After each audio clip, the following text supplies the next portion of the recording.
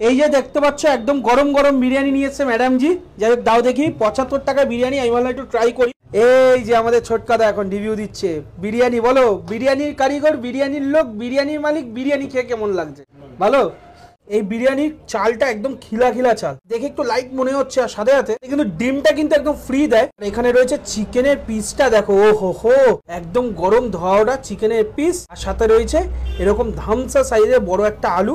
একটু আলুটা দিয়ে রাইসটা দিয়ে মিশিয়ে খাওয়া যাক।